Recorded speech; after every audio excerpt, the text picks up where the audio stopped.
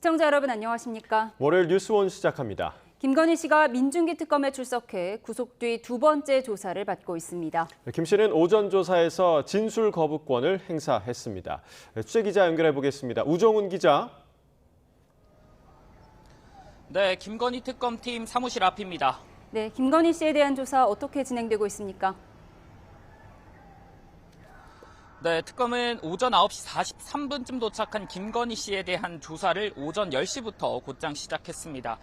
김 씨는 지난 14일 때처럼 사복 차림에 양손에는 수갑을 찬 상태로 출석을 했습니다. 이 특검은 오전에 명태균 씨를 고리로 한 공천 개입 의혹을 1시간 42분 정도 조사했습니다. 이 오후 조사는 1시 30분부터 시작이 됐고, 이 오전 조사 내용에 대한 조서 열람을 마친 뒤에 현재는 도이치모터스 주가 조작 의혹 조사가 진행 중인 거로 알려졌습니다.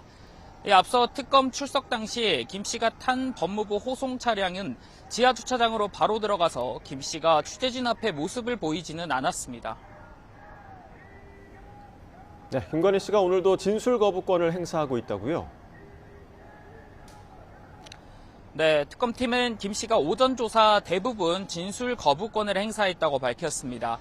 김 씨는 특검 측의 질문에 모른다거나 기억이 잘 안 난다고 답변한 것으로 전해졌습니다. 구속 뒤 첫 조사 때와 같은 상황입니다. 당시엔 김 씨가 진술을 거부하면서 실제 조사에 들어간 시간은 약 2시간 10분 정도에 불과했는데요. 특검은 오늘 오후 진행된 정례 브리핑에서 도이치모터스 주가 조작 의혹에 대한 질문량이 많아서 오늘 다른 혐의에 대한 조사가 가능할진 불투명하다고 밝혔습니다. 네, 건진법사 전성배 씨도 특검에 출석했죠? 네, 건진법사 전성배 씨도 처음으로 특검에 출석해 조사를 받고 있습니다. 전 씨는 특검 사무실에 출석하면서 명품 가방과 목걸이가 어디 있는지, 김건희 씨에게 통일교 현안을 청탁했는지 등 취재진의 질문에 아무런 답을 하지 않았습니다. 당시 상황 보시겠습니다. 김건희 씨에게 통일교 현안 청탁 전달을 할 수 있습니까? 명품 가방이랑 목걸이 지금 어디 있습니까? 건진법사 전성배 씨는 구속 기소된 윤영호 전 통일교 세계본부장으로부터 받은 명품 선물 등을 김건희 씨에게 전달하고 문고리 행정관들과 연락하며 청탁을 주도했다는 의혹을 받는 인물입니다. 전 씨가 김 씨에게 건넸다고 의심되는 샤넬 가방과 다이아 목걸이 등은 영수증만 있을 뿐 실물이 없는 상황이라서 김건희 씨 구속이라는 상황의 변화가 전 씨의 진술에 어떤 영향을 미칠지 주목됩니다. 이 특검은 또 통일교 측이 과거 전당대회에 당원들을 가입시켜 국민의힘에 영향력을 행사하려 했다는 의혹 수사를 위해서 압수수색 영장 재집행을 협의하고 있는 것으로 알려졌는데요. 이 특검은 당원 명부를 확보하려 한다는 국민의힘 주장은 사실과 전혀 다르다면서 시스템을 통해 특정 시기 일부 신도 명단에 대한 동일성 여부만 대조하면 된다고 밝혔습니다. 네, 그리고 이른바 김건희 집사로 불리는 김혜성 씨도 특검의 조사를 받고 있죠? 네, 구속된 김혜성 씨도 오전 9시 30분쯤 호송차를 타고 특검팀에 출석해 조사를 받고 있습니다. 김 씨는 IMS 모빌리티에 대한 특경법상 횡령 등 혐의로 구속됐는데요. 집사기트의 핵심은 김혜성 씨가 주주로 있던 IMS 모빌리티에 대한 대기업의 184억 원 투자가 김건희 씨와 관계 때문이 아닌지 규명하는 것이기 때문에 특검은 이를 집중 추궁할 거로 보입니다. 이 특검이 같은 날 같은 시각에 김건희 씨와 주요 피의자들을 동시 소환한 만큼 대질 조사 여부가 관심이었는데 오늘 당장 대질 조사가 이루어지진 않을 거로 보입니다. 또 특검은 내일은 도이치모터스 주가 조작 의혹 키맨인 이종호 전 대표가 구속 상태에서 조사를 받을 예정입니다. 지금까지 김건희 특검팀 상황 전해드렸습니다.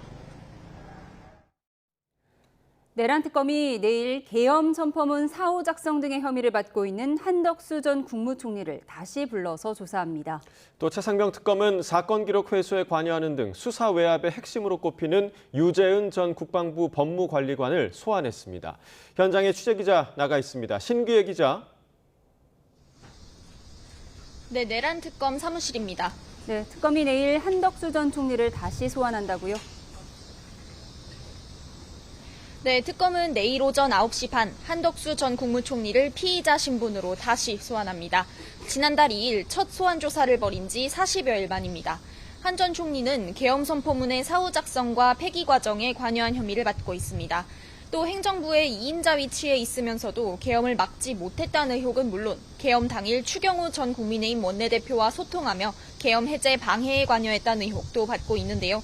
특검은 첫 소환 조사 이후 손영택 전 국무총리 비서실장 등을 불러 조사하고 한 전 총리 자택과 공관을 압수수색하는 등 관련 수사를 이어왔습니다.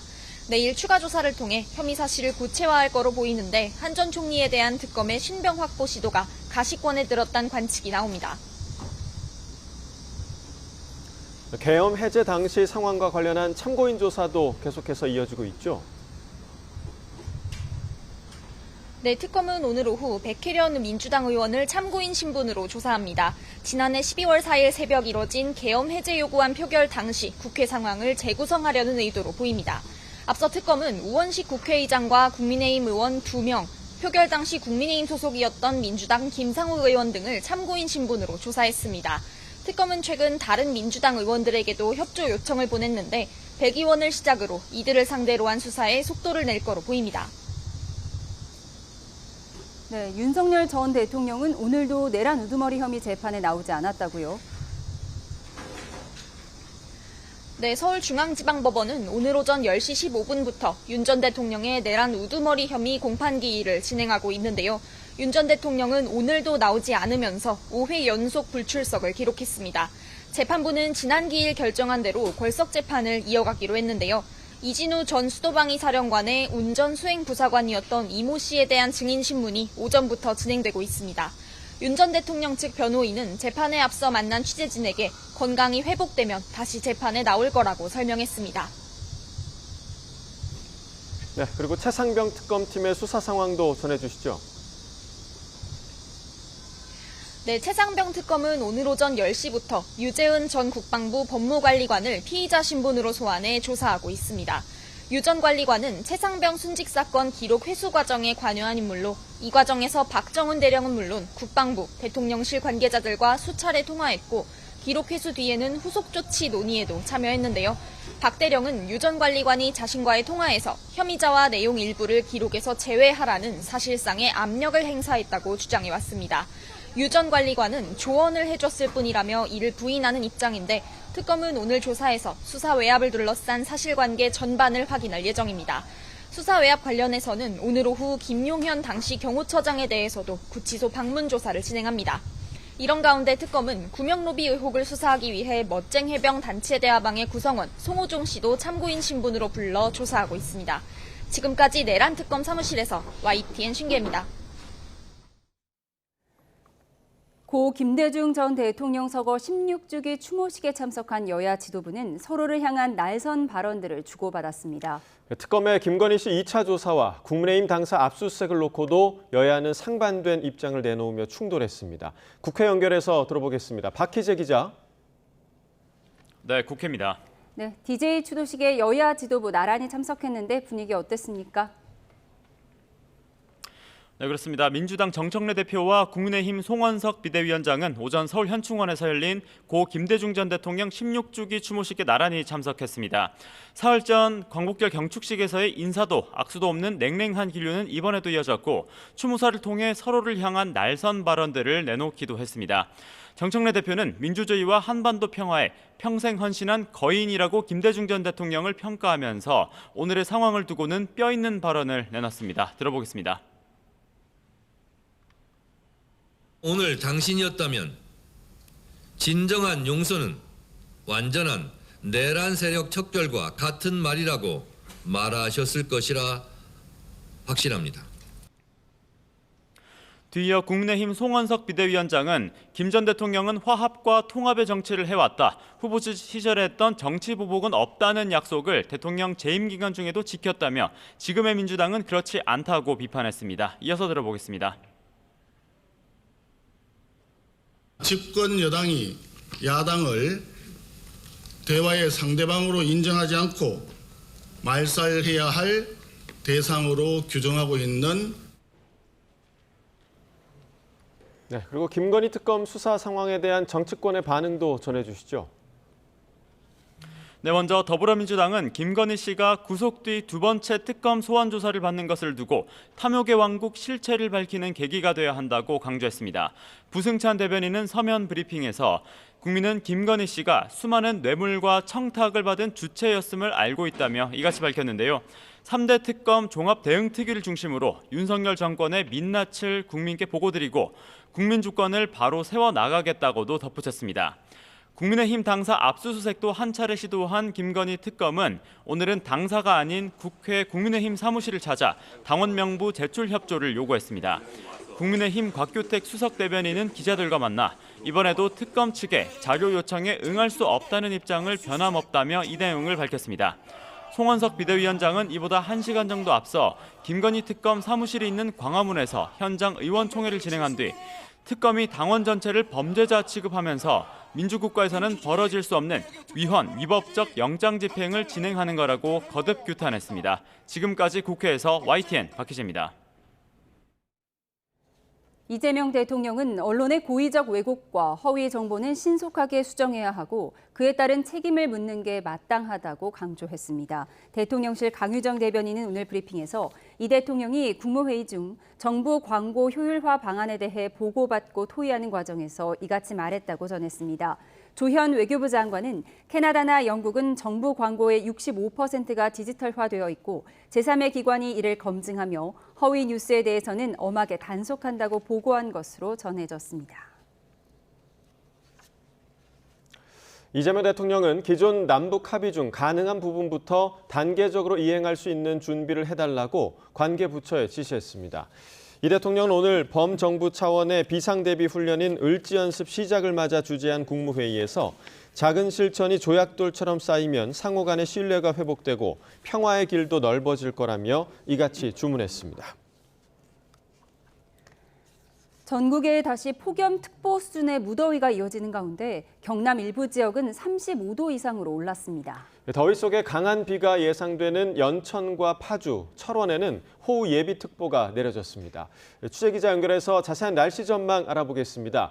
김민경 기자, 폭염 상황 짚어주시죠. 네, 한반도를 뒤덮은 북태평양 고기압과 티베트 고기압의 영향권에서 전국에 무더위가 이어지고 있습니다. 폭염특보는 일부 산간을 제외한 전국에 발효 중이며 남부지방은 대부분 폭염경보가 내려져 있습니다. 고온다습한 남서풍이 계속 유입되면서 오늘 경북 울진과 경주, 경남 양산과 합천 등 영남 곳곳에서는 35도를 넘었고 서울도 32.9도까지 올랐습니다. 기상청은 당분간 서풍을 타고 유입되는 고온다습한 공기의 영향으로 폭염과 열대야가 계속될 걸로 전망했는데요. 내일도 서울의 아침 기온은 26도, 낮 기온은 32도까지 오르는 등 대부분 지역에서 열대야와 폭염이 이어지겠습니다. 수도권과 강원도는 호우 예비특보가 내려졌는데 강한 비가 예상되는 건가요? 네, 현재 경기 연천과 파주, 강원 철원에 호우 예비특보가 내려져 있는데요. 발효 시점은 각각 오후와 밤 사이입니다. 기상청은 우리나라를 덮고 있는 고기압의 가장자리를 따라 수증기가 유입되는 데다 산둥반도에서 만들어진 비구름대가 점차 유입되면서 경기 북부와 강원 북부에 80mm 이상, 서울과 경기 남부, 강원 남부에도 5에서 40mm의 비가 내릴 걸로 내다봤습니다. 특히 오후부터 밤 사이 경기 북부와 강원 북부 내륙을 중심으로는 시간당 30mm 안팎의 강한 비가 내리는 곳도 있을 걸로 보여 주의가 필요합니다. 또 오후부터 저녁 사이 전남과 제주도를 중심으로는 국지적으로 5에서 40mm의 소나기가 예상됩니다. 당분간은 전국적인 호우는 없겠지만 대기가 불안정해 곳곳에서 소나기가 내릴 가능성이 커 우산을 챙기시는 게 좋겠습니다. 지금까지 과학기상부에서 YTN 김민경입니다.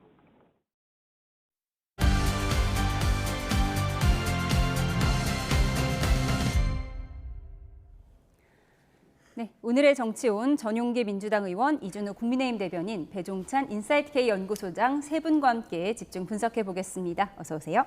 안녕하십니까. 김건희 씨 주요 의혹의 핵심 인물들이 오늘 특검에 동시 소환됐습니다. 집사로 불린 김혜성 씨와 건진법사, 각종 의혹의 키맨들을 한날 한시에 모두 불러서 전방위 조사에 착수한 건데요. 여야 목소리부터 듣고 오시죠.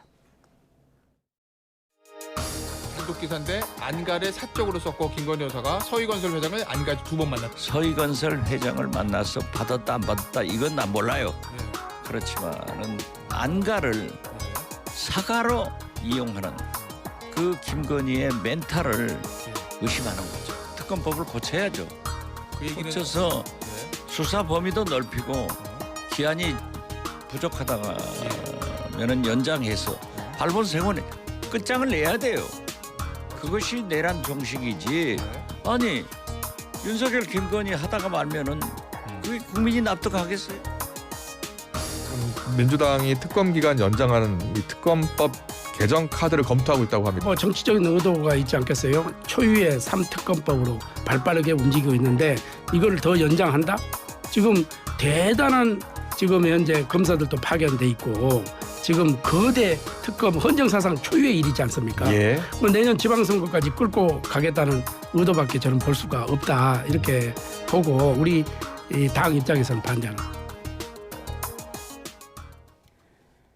네, 김건희 씨 앞서 구속 후 첫 조사 때 진술 거부했습니다. 오늘도 역시 모른다, 기억나지 않는다면서 진술 거부권을 행사하고 있는데 특검이 김건희 씨와 집사로 불렸던 김혜성 씨 그리고 건진 법사를 이렇게 한날 한시에 부른 건 처음인 것 같아요. 그러니까 집사와 법사가 동시에 소환된 건데 어떤 전략으로 보이세요?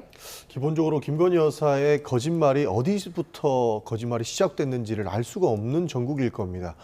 김건희 여사가 지금까지 여러 번 수사를 받았는데 진술 거부권 이외에도 본인이 이야기했던 것이 대부분 거짓말로 들통나는 경우가 굉장히 많았다고 평가하거든요. 그런 측면에서 실제로 대질신문 때에는 3자 대면까지는 아니더라도 본인들이 이 여러 가지 문제에 대해서 입을 맞춘다거나 뭐 변호인 조력을 통해서 말이 바뀌는 부분들을 방지하기 위해서 집사나 법사나 한꺼번에 불러가지고 조사하는 것이 불가피했다고 판단합니다. 이 또한 모든 내용들에서 어디까지 거짓말인지를 알 수가 없기 때문이라고 보는데요. 저는 필요에 의해서 특검이 이렇게 대질신문을 한꺼번에 불러서 하는 방법을 택할 수밖에 없는 상황에 이르렀다. 이렇게 평가합니다. 예, 김건희 씨와 집사, 법사 지금 3명이 동시에 조사를 받고 있는데 오늘 대질신문 가능성도 거론됐지만 일단 오늘은 아닌 것 같습니다. 지금 건진 법사의 경우에 통일교 측에서 건넸다고 하는 그라프 목걸이나 샤넬백 같은 경우에는 실물은 지금 확인되지 않았어요. 잃어버렸다고 주장해 왔는데 오늘 진술을 번복할 가능성 어떻게 보세요? 글쎄 오늘 진술을 거부했기 때문에 아마 확인은 좀 어려울 것 같습니다. 그리고 이렇게 법사하고 집사를 다 동시에 부른 것은 여차하면은 바로 대질신문을 할 수 있는 그런 환경을 만들어 놓고 일단 이제 조사를 해보자 이런 취지였던 것 같아요. 근데 지금 김건희 여사가 진술을 거부함에 따라 가지고 대질신문을 할 수 있는 어떤 그 근거라든가 계기가 지금 마련되지 않는 거죠. 그래서 아마 오늘 대질신문은 불발된 거 아닌가 싶은 생각이 들고요. 또 민주당에서는 자꾸 김건희 여사에서 거짓말 얘기를 하는데요. 지금 수사 단계에서 나오는 거는 증거가 나왔다고 해서 증거를 인정하지 않는 거 또는 증거와 다른 말을 했다고 해서 그게 거짓말로 확정이 되는 것은 아닙니다. 거짓말은 결국은 재판에 가서 재판 결과에 따라서 최종적으로 확정이 되는 거기 때문에 수사 단계에서 나온 증거와 그 증거를 인정하지 않는 것에 대해서 거짓말이라고 말하는 것은 민주당 입장에 불과하다. 이거는 좀 더 수사를 지켜봐야 알 수 있다 말씀드립니다. 예, 김건희 씨는 지금 진술 거부권을 행사 중인데 건진 법사의 경우에는 지금 김건희 씨에게 유리한 진술을 해왔던 거잖아요. 선물을 잃어버리고 전달하지 않았다고 했으니까요. 그런데 서희건설 측처럼 갑자기 자수를 해서 뭐 나토 3종 세트가 드러나지 않았습니까? 전성배 씨도 이렇게 돌연 다른 진술할 가능성에 대해서는 어떻게 보세요? 바로 이 같은 날 부른다는 것이 그것을 의미하는 겁니다. 우리가 이른바 재수의 딜레마라고 이야기를 하죠. 3명을 동시에 조사를 진행하게 되면은 한쪽에다 대고서 지금 건진 법사는 이렇게 이야기를 하고 있는데 집사는 또 이렇게 이야기를 하고 있는데 상호간에 그렇게 또 이렇게 이 질문을 해버릴 수가 있습니다. 그러면은 상대방이 그렇게 대답을 했다고 하면서 이제 감정이 무너지게 되죠. 그러면서 실제 진술을 거부했던 것도 김건희 여사든 또는 건진 법사든 또는 집사로 일컬어지는 김혜성 씨 등 이렇게 답변을 하게 되거든요. 그걸 이제 검찰 수사는 노렸다고 볼 수 있는데 지금은 이제 김건희 여사가 계속해서 모르쇠로 일관하기 때문에 이런 재수의 딜레마를 효과적으로 적용하기 쉽지 않을 거예요. 하지만 오늘 이후에는 누가 이렇게 진술했다라는 것을 가지고서 요 다음번 한 번 더 소환 조사를 할 때는 또다시 그것을 적용시킬 수가 있어요.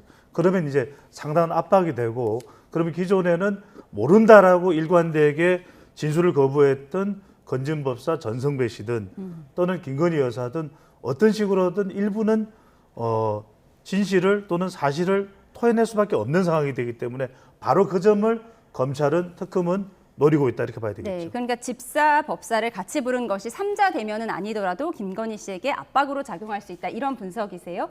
이런 가운데 박지원 의원 조금 전에 인터뷰 들려드렸지만 일부 언론 보도에서 나온 김건희 씨의 안가 사적 의혹에 대해서 제기를 했어요. 이 부분은 어디까지 확인이 된 거죠?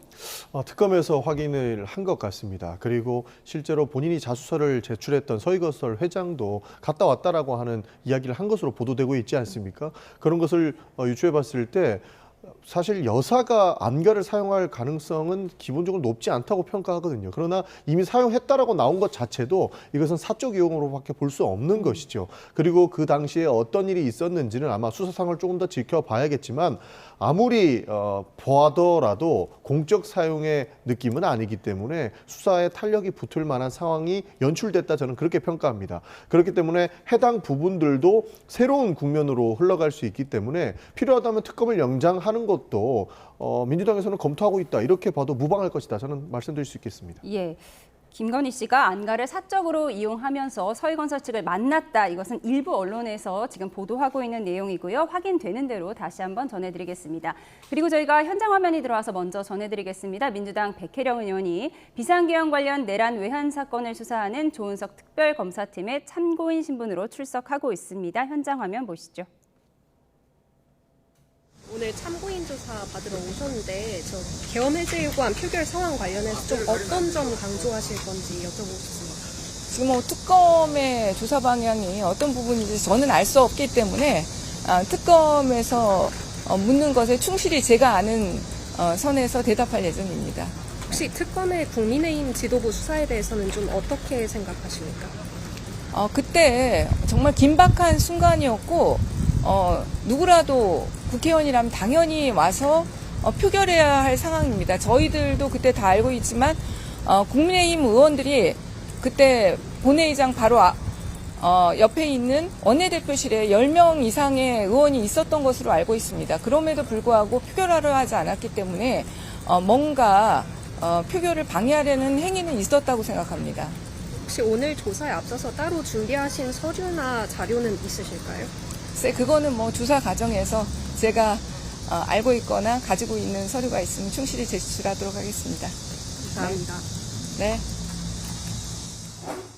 네, 내란 특검의 참고인 신분으로 소환된 백혜련 의원의 목소리 듣고 오셨습니다. 저희는 세 분과의 대담 이어가도록 하겠습니다.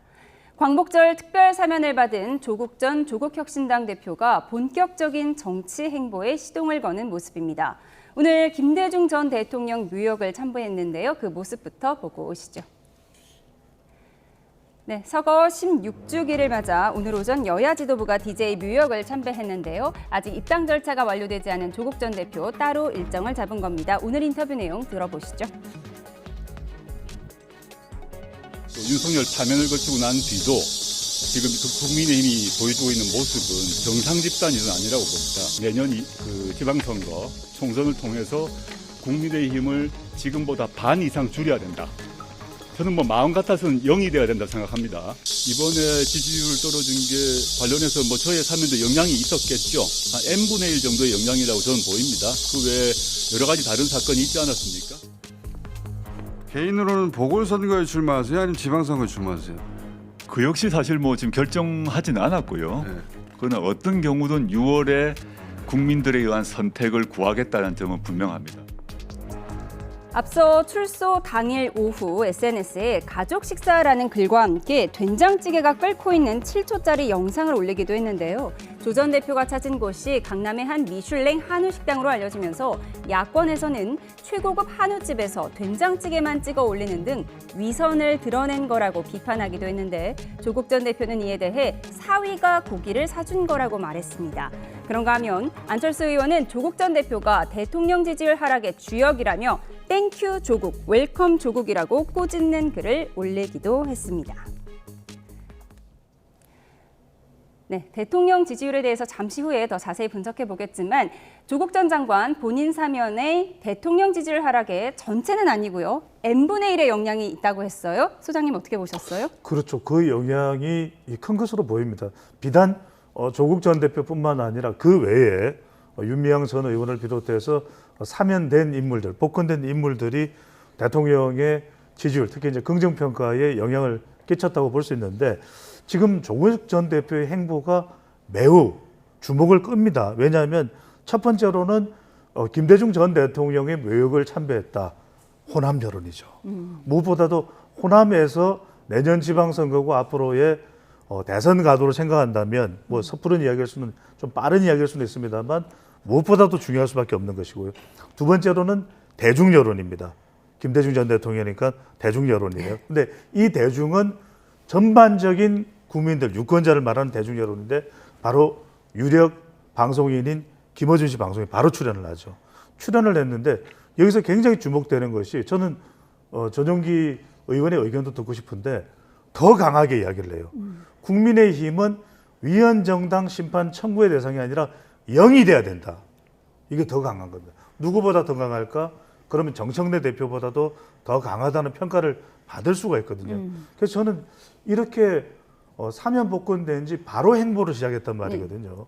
아직까지 좀 여유를 두고 한 일주일이든 또 휴식을 취하고 난 이후에 할 수도 있는데 이런 본격 행보는 상당히 이 조국 전 대표로서는 벼러왔던 것 같아요. 예. 이 행보를. 그래서 저는 굉장히 지금 앞으로의 민주당의 어떤 수위, 국민의힘을 향한 또 이재명 대통령의 이 향후의 국정 운영에 있어서 상당히 중대 변수가 될 수밖에 없다. 이런 분석이 가능해 보입니다. 네, 국민의힘 의석수가 0명이 되어야 한다라는 조국 전 대표의 오늘 이 말 어떻게 보셨습니까?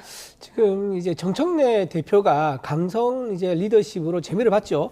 당 대표 당선됐었고 지금도 이제 8.15 광복절 축사에서도 이재명 대통령은 말이라도 형식성으로라도 화합이라는 얘기를 했는데 정청래 이제 대표는 뭐 화합도 뭐 내란 세력하고는 할 수 없다 이런 식으로 하면서 거부하는 전혀 상대하지 않겠다 이제 그런 입장을 냈습니다. 아마도 이런 강성 입장을 내는 것이 본인이 어떤 지금 흩어져 있는 조국 혁신당의 어떤 지지 세력이라 그럴까요? 그런 분들을 결집하기엔 좋은 방법일 거라고 하는 것을 지금 정청래 당 대표가 되면서 보고 느낀 것 같습니다. 더군다나 지금 조국 전 대표는 9월달에 지금 그 전당대회를 연다 그러거든요. 그러니까 전당대회를 의식한 발언이다라고 볼 수 있는 거고 네. 호남을 찾아간 이유도 다음 달에 있을 전당대회를 의식해서 가장 표가 많이 나오는 곳 호남을 찾아간 거 아니겠는가라고 생각해 볼 수 있습니다.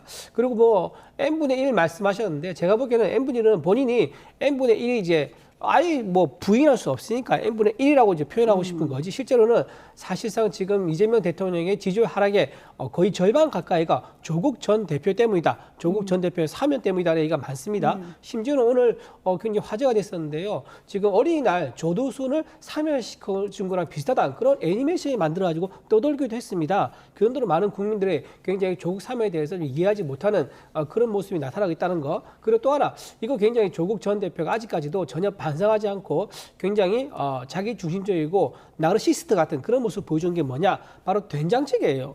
된장찌개의 모습만 딱 보여주면 마치 출소하고 나서 네. 뭐 가족과 함께 아주 소박하게 된장찌개 먹는 모습 이런 모습을 보여주려고 한 것 같은데 실제로는 저기 가서 저 된장찌개가요. 1인분에 65,000짜리 고기를 먹고 나야지만 시킬 수 있는 메뉴라 그럽니다. 근데 사이가 시켰다 그랬잖아요. 사이가 시켰으니까 제가 보기에 한 7인분을 시켰을 겁니다. 6, 7, 42. 그 50만 원 거의 놓는. 네, 몇 인분을 시켰는지 저희가 확인이 안 되니까요. 그렇죠. 근데 뭐 사위가 사줬다고 해서 혼자 사위와 둘이서 먹진 않았겠죠. 그리고 찌개까지 시켰으니까 뭐 대충 보면은 한 5명이 가서 먹은 것 같아요. 그러면 그 50만 원이 넘는 그런 식사를 하셨는데 마치 1, 2만 원짜리 된장찌개 먹은 것처럼 얘기하는 거는 굉장히 여전히 위선적인 모습을 보여주고 있다. 비판하지 않을 수 없습니다. 비싼 고기는 먹을 수 있지만 굳이 고기 사진은 안 올리고 뒤에 그렇죠. 된장찌개만 올린 것이 가식적이다 이런 말씀이신 걸로 정리를 하겠습니다. 조국 전 대표 오늘 인터뷰를 보면 6월에 국민 심판을 받겠다 이렇게 얘기를 했습니다. 뭐 예견된 수순이긴 하지만 보궐선거에 나갈지 지방선거 나갈지는 결정하지 않았다고 했는데 민주당 입장에서는 어떻습니까? 실제로 뭐 부담이 되기도 하죠. 사면 복권이 됐기 때문에 때문에 본인도 출마할 수 있는 여건은 만들어 주었기 때문에 국민들께 그것을 묻는 행위는 아마 반드시 있을 것이다라고 평가합니다. 그렇기 때문에 보궐선거일지 지방선거일지 이 선택에 따라서 민주당과의 관계도 아마 재설정되는 데 큰 역할을 하지 않을까 싶습니다. 그리고 조국 대표께서 지속적으로 국민의힘에 대한 강경한 모습을 보이고 있는데 지금은 강경한 모습을 보일 수밖에 없다고 봅니다. 지금 국민의힘 전당대회가 이루어지고 있는데 윤어게인을 외치고 있는 사람들이 많지 않아요. 그런 사람들이 많다면 0이 돼도 된다라고 하는 부분에 대해서는 저도 일정 부분 공감하는 바가 있고요. 사실 위원정당 심판에 대해서 지속적으로 국민의힘에서는 크게 생각을 하고 계신 것 같은데 정무적으로 저는 위원정당 심판이 실현되기는 어렵다고 봅니다. 그러나 위원정당인 사유는 차고 넘친다고 보거든요. 그렇기 때문에 실제로 이런 행위들이 일어나기 전에 윤어게인이라고 하는 부분들을 청산을 해야 되고 국민의 정당으로 거듭나야 된다는 말씀 드리고 싶습니다. 예. 그리고 마지막으로 조국 전 장관이 소고기를 먹었다라고 계속 비판을 국민의힘에서 하고 계세요. 그리고 개혁신당에서도 관련 비판을 하는데 고기 좀 먹으면 어떻습니까? 그 고기 먹은 사진을 가지고 비싼 데서 먹어놓고 된장찌개 먹었다고 이야기하는 것 자체가 우리 정치가 굉장히 코미디화 되어 있는 것이고 우리가 정말로 수준 이하라고 하는 것을 증명하는 것 아닌가 하는 생각이 먼저 듭니다. 예. 근데 그거 제가 좀 말씀드릴게요. 고기 먹은 거를 자체는 전혀 문제가 없습니다. 당연하죠. 고기에 있다가 나왔으니까 당연히 몸부신해야죠. 고기 먹으면 문제가 없는데 고기 안 먹은 척 소박하게 된장찌개 몇 개 지금 끓여서 먹는 것처럼 한 거는 위선적이라는 겁니다. 근데 저희가 언제 고기 먹으면 안 된다는 말을 했습니까? 그러니까 그런 말씀하시면 안 되죠. 우리가 정치를 하면서 서로를 존중해야 되는 부분이 있는데 인간적으로 싫어하는 모습들을 보이고 있는 것 같습니다. 저도 이제 우리 대변인께서 그렇게 말씀해 주시고 고기 먹으면 안 된다라고 말씀해 주신 거라고 이해하지는 않습니다만 그렇죠. 지금 조국 전 대표를 향해서 하는 비판과 비난들은 정치적인 사안을 넘어서 인간적으로 조국이라는 사람을 싫어하는 것 아닌가 하는 의문을 품게 되고 의심을 하게 되는 겁니다. 그런 차원에서는 개혁신당이든 국민의힘이든 민주당이든 모두 이런 모습들은 보이지 않았으면 좋겠다는 말씀 드립니다. 그러니까 짧게만 좀 말씀드리고 싶은 것이 고기는 죄가 없습니다. 더 이상 이제 고기는 저도 고기 먹고 싶고요. 또 이제 민생의 회복을 위해서도 고기는 먹어야 되니까 이런 논란과 공방은 좀 자제가 됐으면 필요할 것 같고 제가 말씀드리고 싶은 것은 분석적인 내용입니다. 조국 전 대표가 그러면 과연 어떤 길을 갈 거냐. 치선이냐 보선이냐. 저는 보선으로 보입니다. 예. 왜 그렇게 보냐면 조국의 미래인데요. 내년 지선은 상당히 구도가 복잡할 겁니다. 왜냐하면 민주당으로서는 광역단체장 17곳을 또 싹쓸이에 가야 된다는 것도 있을 테고 또 호남에서 자칫 잘못 경쟁하다가는 조국혁신당과 민주당이 충돌하는 모습을 보일 수 있는 구도가 복잡해요. 그리고 여기서 하나 힌트를 얻을 수 있는 것은 조국 전 대표의 일성이 국민의힘에 정조준돼 있다는 겁니다. 그러니까 지선에 나가면 단체장이 돼버리면 이걸 정조준하기가 힘들어요. 그러니까 국힘을 계속 압박하면서 친문을 결집하고 또 대선 후보로서의 경쟁력을 계속 추구하고 확보하려면 국회가 낫습니다. 여의도에 있는 게 낫거든요. 또 조국혁신당은 조국 대표가 있어야 그래야 또 견고해질 수가 있는 것이고요. 그런 걸 이런저런 것들을 따진다면 저는 결국 조국 전 대표가 택할 방향은 지선이라기보다는 보선의 가능성. 국회의원 보궐선거에 나갈 것이다. 그렇습니다. 가능성이 높을 것으로 보입니다. 그렇다면 이재명 대통령의 지역구잖아요. 그렇죠. 그럴 수도 있는 것이고 또 그 외에 다른 지역도 나올 가능성도 있거든요. 그다음에 이제 만약에 이재명 대통령의 지역구에 출마한다면 이게 또 연계가 됩니다. 그러니까 오히려 그 보궐선거 이후에는 앞으로 좀 한참 시간이 남아있긴 하지만 이 앞으로의 어떤 차기 이 주자 구도에서 또 우선 선점할 수 있는 또 그런 또 토대가 되기 때문에 상당히 그런 점에서는 조국 전 대표도 생각을 많이 하고 있을 가능성이 높을 것으로 보입니다. 예, 이렇게 향후 행보에 관심이 주목되고 있는 조국 전 대표의 이야기하고 있었는데요. 이 광복절 특별 사면 등이 대통령 지지율에 과연 어떤 영향을 미쳤을까요? 오늘 나온 리얼미터 여론조사로 확인해 보겠습니다. 대통령의 국정 수행에 대한 긍정평가 51.1%로 지난주보다 5.4%포인트 하락했습니다. 2주 만에 12.2%포인트 떨어진 것으로 대통령 취임 후 가장 낮은 지지율입니다. 리얼미터는 광복절 특별사면 논란에 대한 실망감, 주식 양도세 논란 등이 복합적으로 작용한 것으로 보인다고 분석했는데요. 연령대별로 20대에서 9.1%포인트 떨어져 낙폭이 가장 컸습니다. 정당 지지율로 보겠습니다. 민주당은 8.5%포인트 떨어지고 국민의힘은 6.4%포인트 올랐습니다. 민주당 지지율을 자세히 보면요. 민주당의 핵심 지지층으로 분석되어 온 40대와 광주 전라 지역의 낙폭이 큰 것이 눈에 띕니다.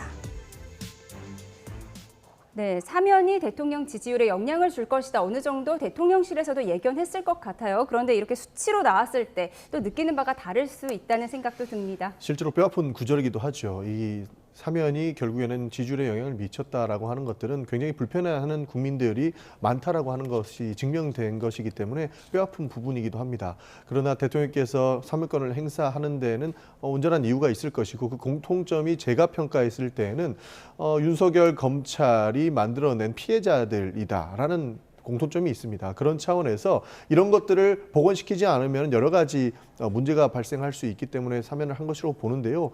그럼에도 불구하고 이재명 대통령이 앞으로의 모습으로 이런 것들을 극복하는 과정들을 만들어 나갈 수 있을 것이다라고 하는 생각도 든다는 말씀 드리겠습니다. 예, 안철수 의원은 땡큐 조국이다 이런 글을 올리기도 했는데 사실 요즘 국민의힘이 별로 잘한 건 없어 보여요. 그런데 반사효과인지 국민의힘 지지율이 조금 올랐습니다. 어떻게 보셨어요? 사실 정부를 운영하게 되면은 이제 정부 운영이 뜻대로 잘 되지가 않습니다. 그러면서 운영에 대한 어떤 실패, 그런 비판 때문에 그게 쌓입니다. 쌓이면서 대통령에 대한 정부에 대한 지지율이 떨어져가지고 반대 급부인 야당이 좀 득을 보는 경우가 좀 왕왕 있었죠. 지금도 사실 그런 경우를 볼 수 있습니다. 일단 미국과의 관세 협상 자체가 실패였었고요. 인사청문을 비롯해서 대통령실에 근무하는 많은 인사들이 전부 다 문제가 많다, 인사 참사다, 이재명 대통령의 사건에 변호인들의 대거 고위직에 올라감으로써 이게 무슨 탕평 인사냐라는 그런 비판도 자초를 했었습니다. 그리고 이춘석 의원이 주식을 차명으로 거래했었죠. 그러면서 국정기획위원회 전체의 신뢰도를 또 추락시키기도 했었습니다. 그리고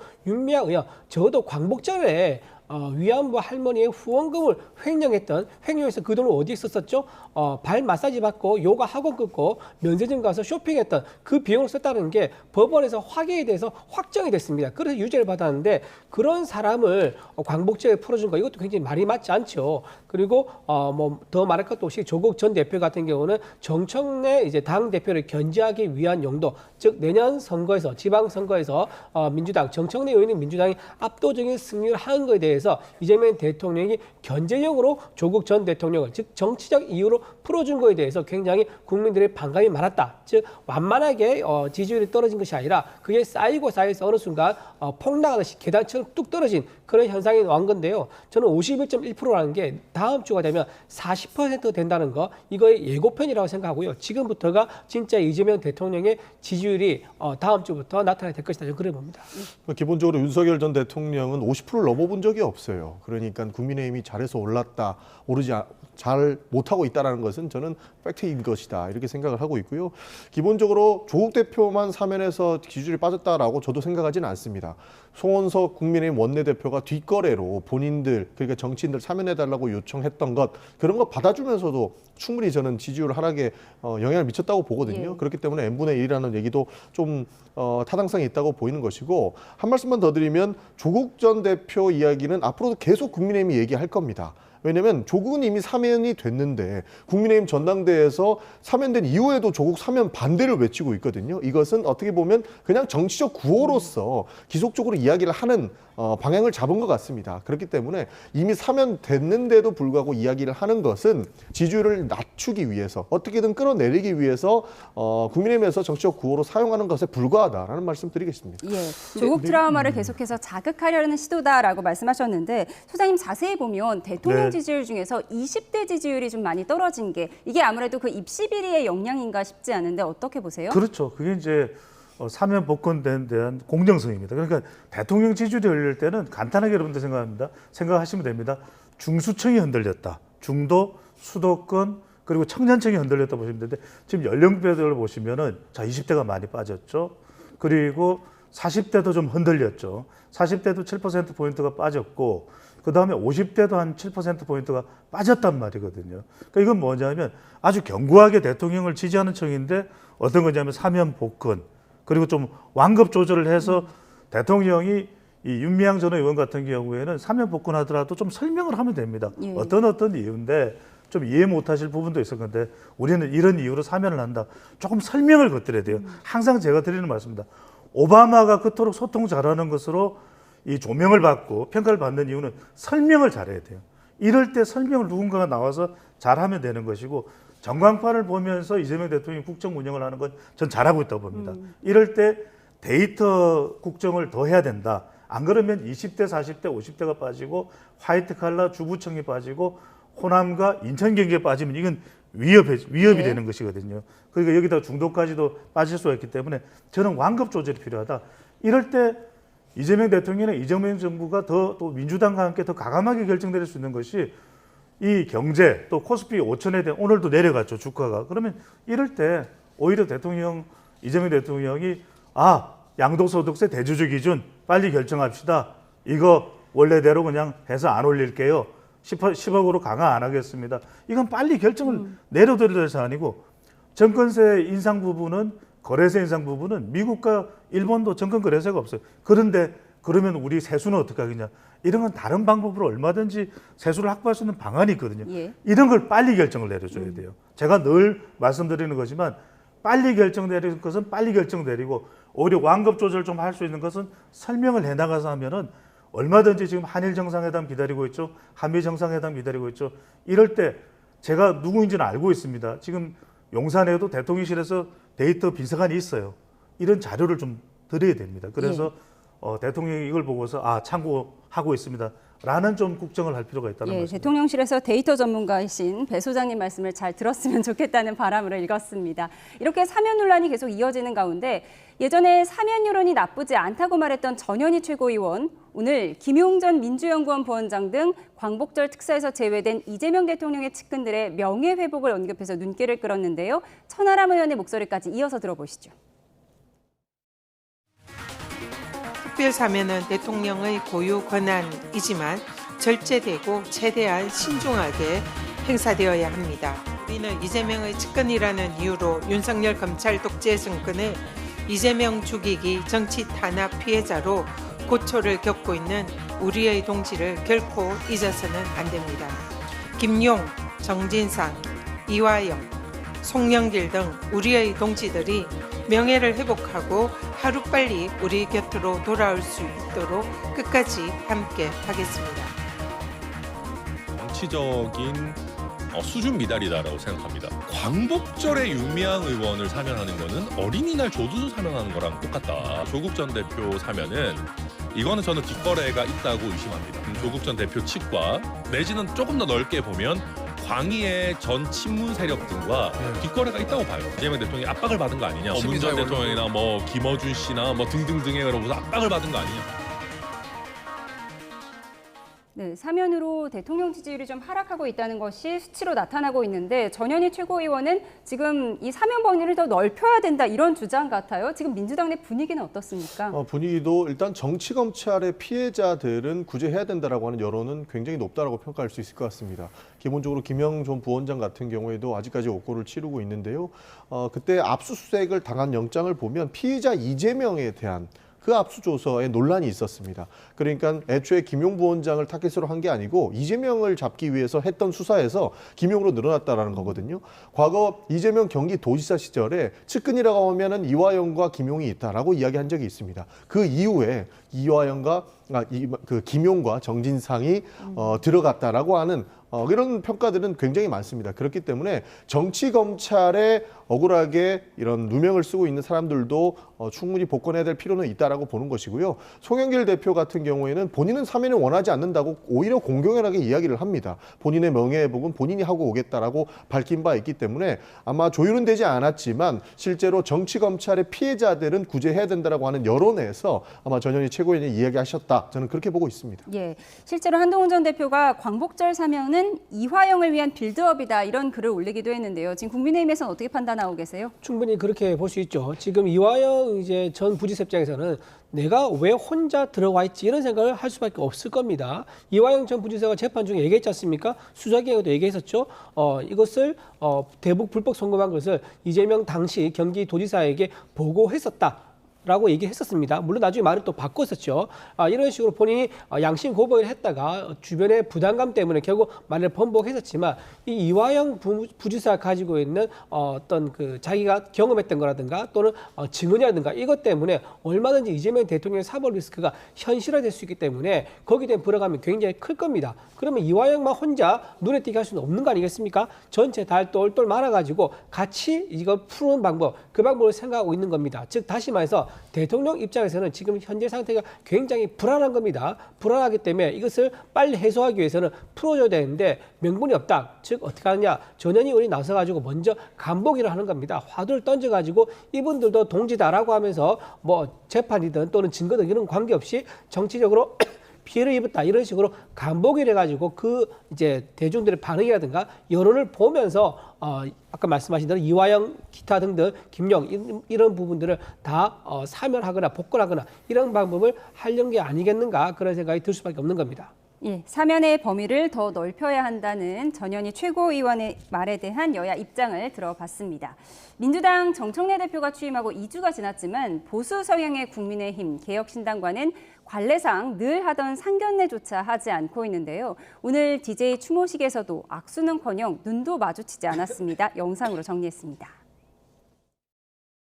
저는 그들과 악수하지 않을 것입니다. 악수도 사람하고 악수하는 거지.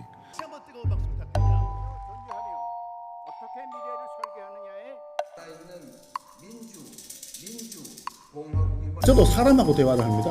네.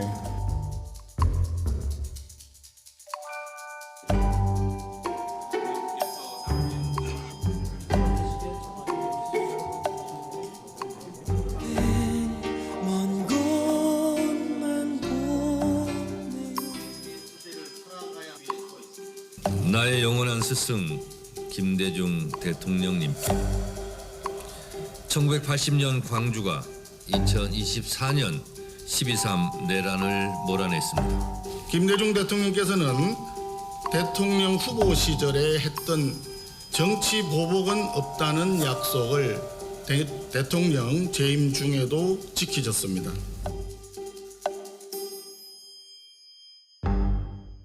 야당의 당사를 침입해서 500만 당원 명부를 탈취하는 국익과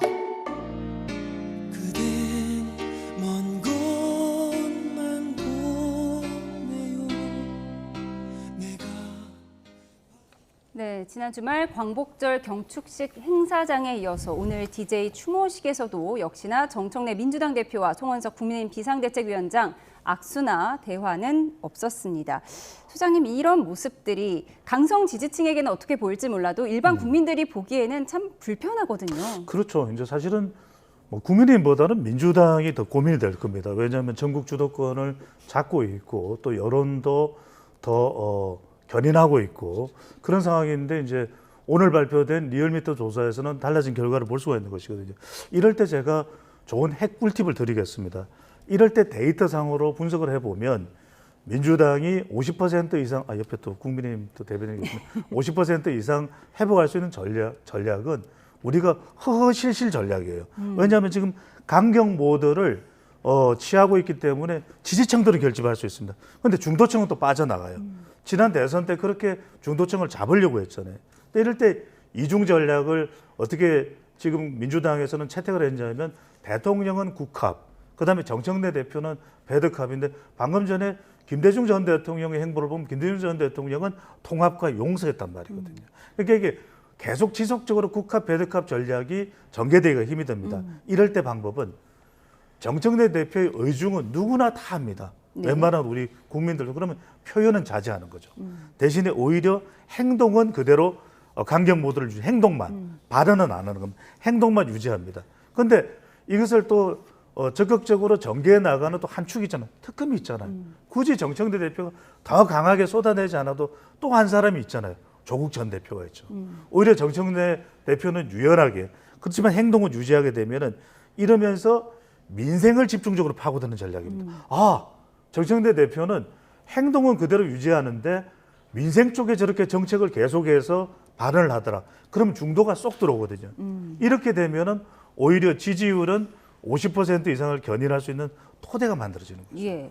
꿀팁을 주셨어요. 정청래 대표가 좀 허허실실 전략으로 가면 중도가 쏙 들어올 수 있다. 이런 의견을 주셨는데 어떻게 보세요?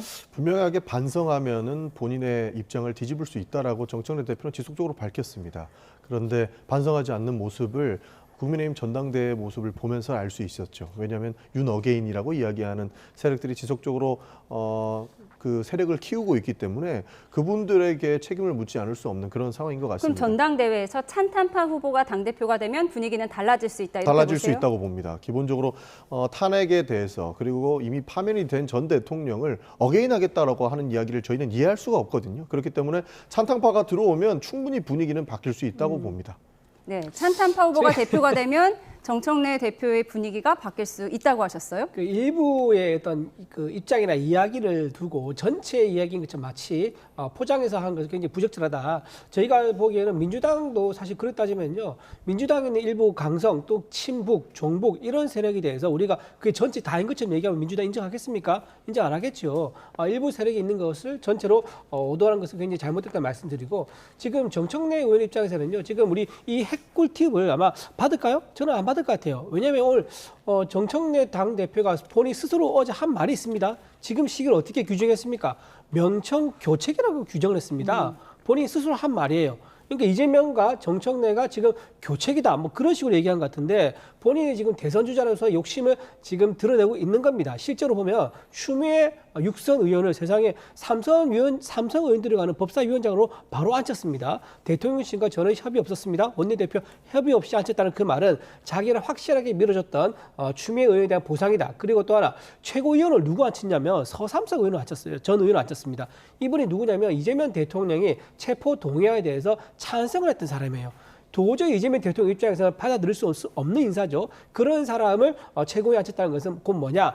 다음 대권 주자는 바로 나야라는 것을 노골적으로 드러내는 그런 이제 스탠스를 보이고 있는 것이기 때문에 지금 정청래 의원 입장에서는 대통령에게 딱히 뭐 협조적인 모습을 보여주기보다는 적당한 긴장 관계를 유지하면서 어느 순간 기회가 되면 그걸 뒤집어 가지고 본인이 국정 주도권을 쥐려가는 그런 타이밍을 아마 노리고 있을 가능성이 커 보입니다. 이재명 대통령에서 정청래 대표로 명청교책이 뭐 이런 얘기도 나오는데 정청래 대표는 오늘 SNS에 뭐 그런 거는 얼토당토 않다 이런 의견을 내기도 했어요. 요즘 뭐 조국 전 장관까지 해서 명청조시대라는 우스갯소리까지 나오고 있는데 이 부분 어떻게 보세요? 뭐 과거에 윤석열 전 대통령과 한동훈 대표의 관계를 생각하시는 것 같은데요. 지금 그럴 상황은 아닙니다. 기본적으로 정청래 대표가 저렇게 강경 모드를 보이더라도 이재명 대통령께서 직접적으로 유화책을 쓰고 있고 어떻게든 대화와 타협을 하려고 노력하고 있으시지 않으십니까? 그런 차원에서 지금은 이재명 대통령에게 힘을 실어줘야 된다는 여론이 있는데 정청래 대표는 내란 세력과 손을 잡을 수 없다라고 선언한 만큼 강력하게 나가는 방안을 채택을 하신 겁니다. 그렇기 때문에 뭐 교책이다 여러 가지 이야기들은 나올 수 있지만 지금은 정부가 실제로 성과를 낼 수 있고 국민들에게 다시 한번 인정받을 수 있는 성공한 정부로 남는 것이 저희의 첫 번째 목표이기 때문에 그것을 먼저 이룩하는 것이 민주당의 입장인 겁니다. 이른바 윤한 갈등과는 다를 것이다라고 그렇습니다. 말씀 주셨습니다. 이런 분위기 속에 국민의힘은 특검의 중앙당사 압수수색 제시도에 대비해서 총력 투쟁에 나선 모습인데요. 압수수색에 반발하며 특검 앞에서 현장 의총까지 연 국민의힘, 당대표 선거에 나선 김문수 후보는 당사 앞에서 무기한 농성하고 있는데요. 그 모습에 대해 갑론을박이 있습니다. 현장 화면 보시죠. 네, 오늘로 6일째 농성을 벌이고 있는 김문수 후보, 팔굽혀펴기, 뒤로 구르기, 다리 찢기 등 PT를 하는 듯한 모습과 밤에 잠자는 모습까지 여과 없이 업로드를 했고요. 어제는 부인 설란영 여사까지 등장했습니다. 보고 오시죠. 마지막까지 최선을 다합시다. 사랑해요. 네, 진심을 보인 것이다. 고령에 비해 건재함을 보인 것이다. 여러 분석이 나오는 가운데 친한동훈계 김종혁 국민의힘 전 최고위원은 체력은 대단하신데 지력은 이상하다고 비꼬기도 했습니다. 네, 김문수 후보의 이 운동 영상이 상당히 화제가 됐었는데요. 네네. 지난 주말에. 네, 어제는 설란영 여사의 모습까지 등장을 했고 어제는 또 이제 잠자는 모습이 좀 논란이 되긴 했습니다. 어떻게 보셨습니까, 소장님? 이게 상당히 지금 김문수 당권 도전 후보가 부각되는 그런 내용들이에요. 키워드로 보면 뭐 대왕 훌라후프 또는 김문수 필라테스. 그런데 이제 아니 상당히 저는 사실 부러워요. 저는 못하니까.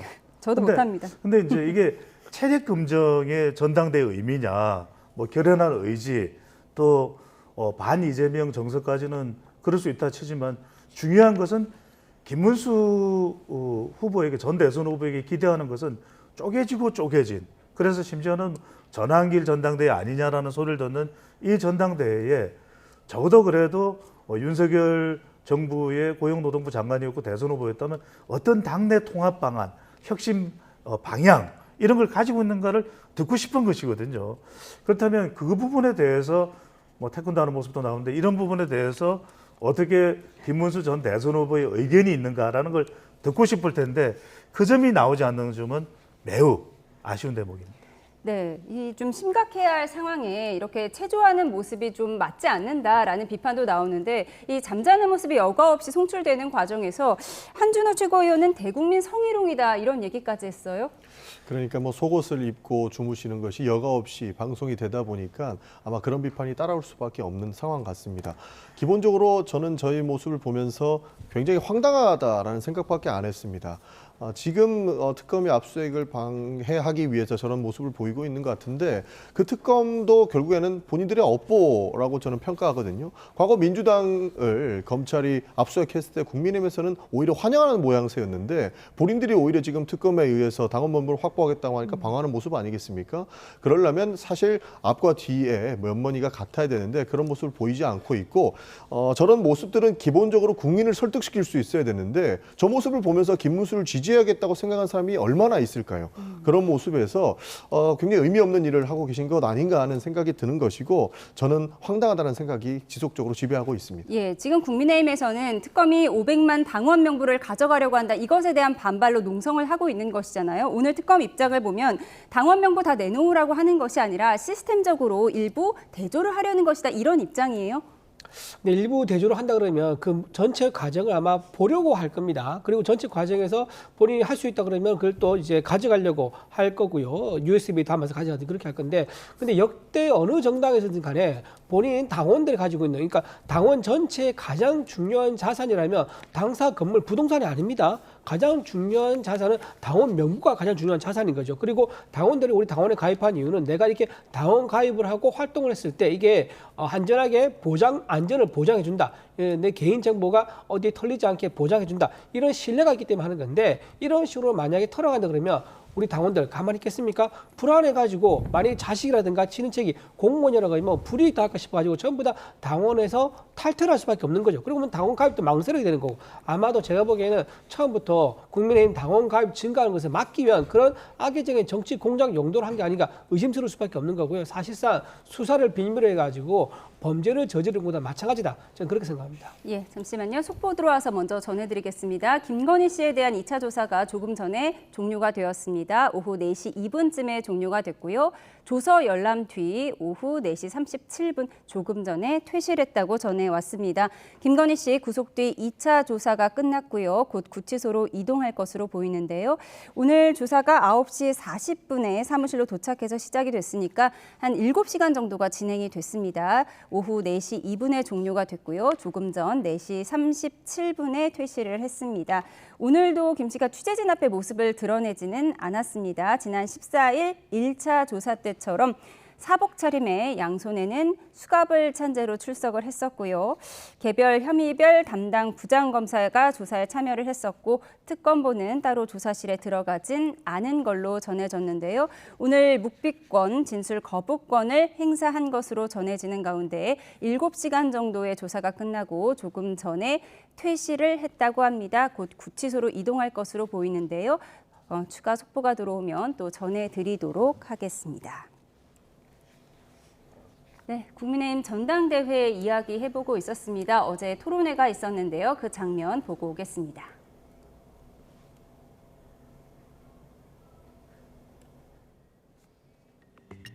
전한길 씨가 장동혁 후보를 지지한다고 그렇게 또 이야기를 했습니다. 뭐 그건 전한길 씨 자신의 정치적인 자유 선택 아니겠습니까? 예, 뭐 결국 면접에서 떨어지신 거네요. 아니 뭐 면접한 적은 없고 인터뷰한 적이 있습니다. 23번의 단일화 약속을 하셨는데 단일화를 위해서 적극적으로 나서지 않았는지에 대한 답변을 부탁드리겠습니다. 한덕수 후보와 단일화를 했기 때문에 한덕수 후보는 출마를 안 했죠. 한덕수 후보가 대선에 출마를 했습니까? 저는 그것은 개변이라고 말씀드리고 싶고 하나님 계시로 비상계엄했다 이런 취지의 말씀을 하신 적 있습니까? 결국은 하나님의 계획 안에 있다는 것이지 뭐가 잘못됐고 맞고 틀리고 정당화된다는 그런 뜻은 아니었습니다. 네, 소장님께 질문 드리겠습니다. 일단은 지금 김문수 후보가 가장 앞서는 걸로 나오고 있는 가운데 찬탄파 후보인 안철수, 조경태 후보의 단일화 여부가 결국 변수가 될 것 같습니다. 어떻게 예상하세요? 그래서 저는 단일화 가능성은 높지는 않다고 봅니다. 왜냐하면 그쪽에서 안철수 의원이 단일화에 대해서 선을 긋고 있고 누구보다도 단일화 전문가라 그러면 안철수 의원 후보 아니겠습니까? 그런데 이번에는 두 사람의 그런 지지층들이 결집되기가 조경태 의원하고 쉽지가 않아요. 또 하나는 뭐냐면 여러분들 단일화의 조건이 이런 겁니다. 단일화를 해서 1위와 거의 비등하거나 1위를 앞선다고 생각할 때 단일화를 하는데 지금 안철수, 조경태 단일화를 하더라도 1위를 능가할 수 있다 이렇게 판단하기가 어렵거든요. 그렇다면 오히려 두 후보의 판단은 물론 조경태 의원은 단일화 쪽을 원하는데 안철수 의원은 그 효과가 제한적이라고 판단해서 단일화 성사 가능성은 높지 않을 것으로 보입니다. 예, 22일 전당대회 결과 지켜보도록 하겠습니다. 지금까지 정치온 전용기 민주당 의원, 이준우 국민의힘 대변인, 배종찬 인사이트K 연구소장 세 분과 함께했습니다. 고맙습니다. 감사합니다.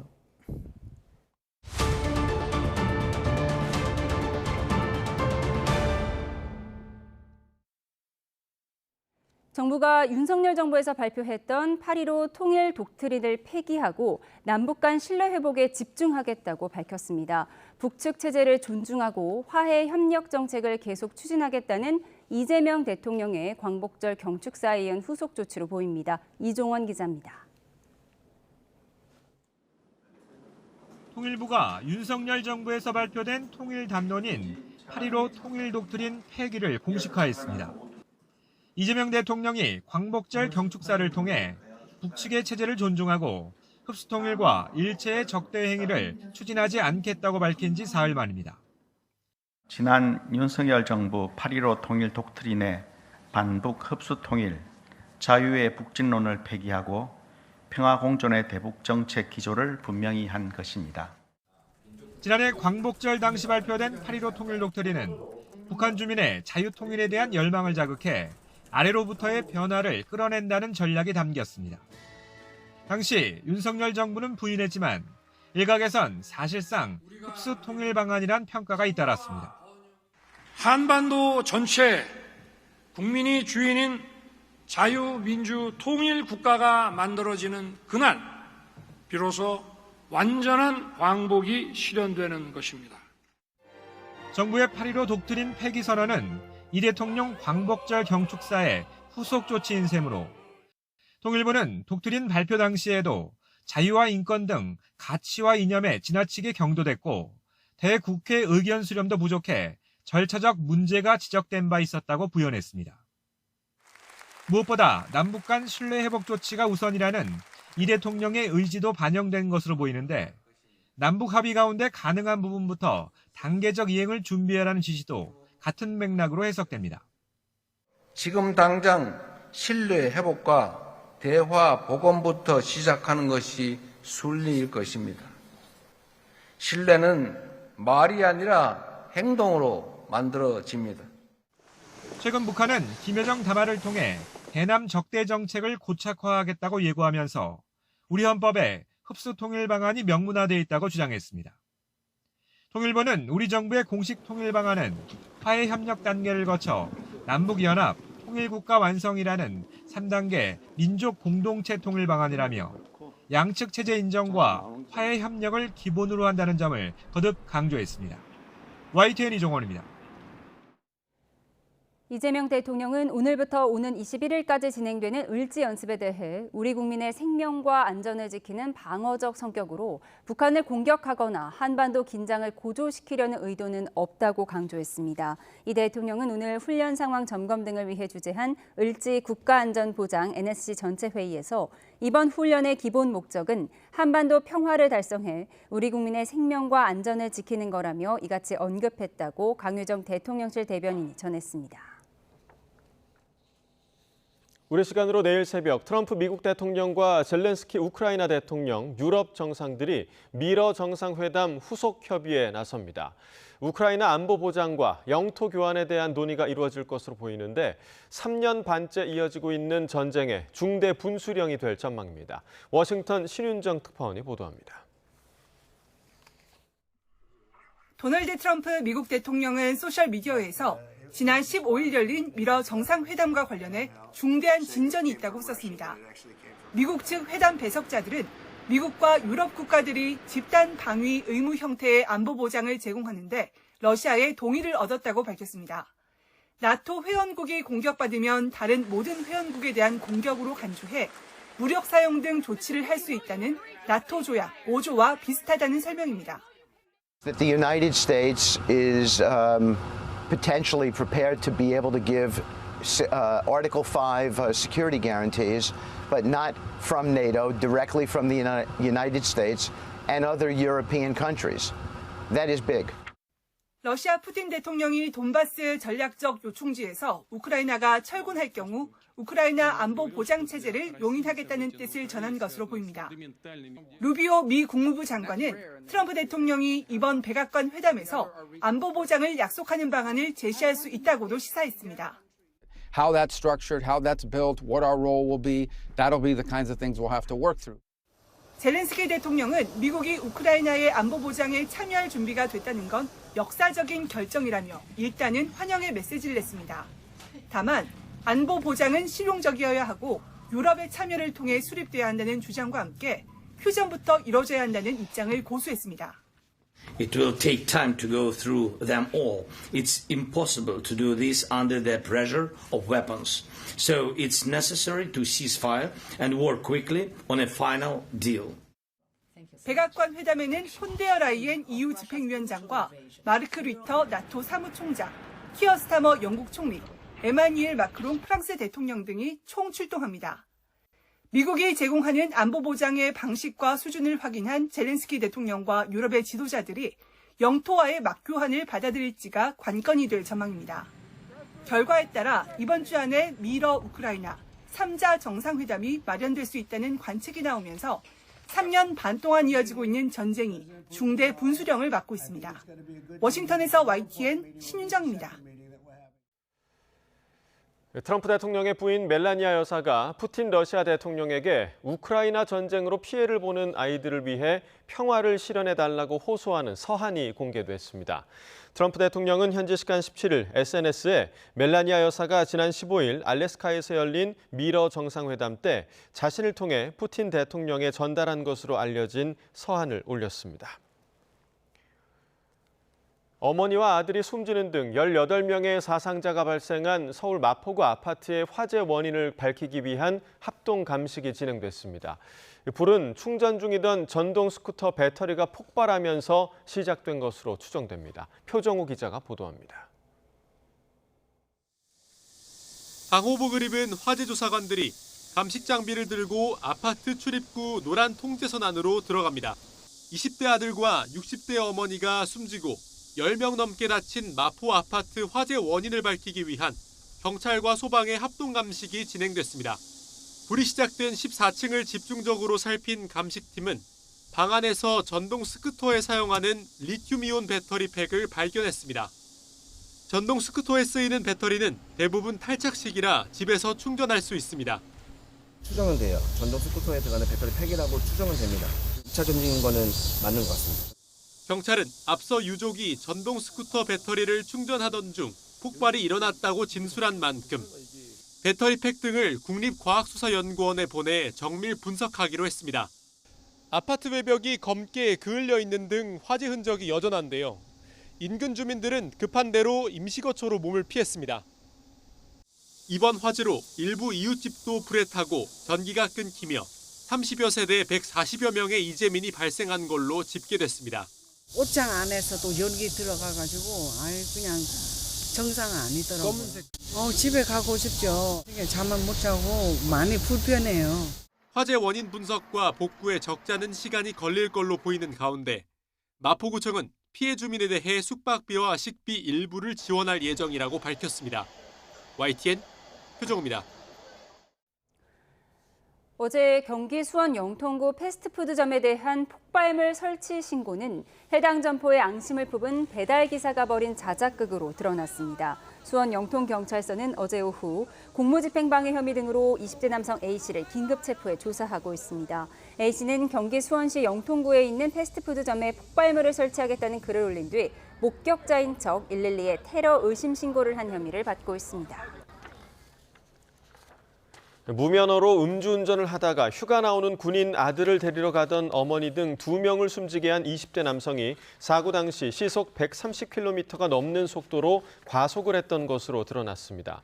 검찰은 오늘 20대 정모 씨의 위험운전치사 혐의 첫 공판에서 피고인이 제한속도 시속 50km인 구간에서 시속 135.7km로 차를 몰았다는 공소 사실을 밝혔습니다. 현대차 노조가 올해 단체 교섭 결렬을 선언하고 쟁의 절차에 들어갔습니다. 현대차 노조는 노사 교섭이 원만한 합의를 하지 못했다고 밝혔습니다. 노조 측은 60살인 정년을 국민연금 수령 개시 전년 연말인 64살로 연장하고 주 4.5일제 도입과 상여금을 현재 통상임금의 750%에서 900%로 인상할 것을 요구하고 있습니다.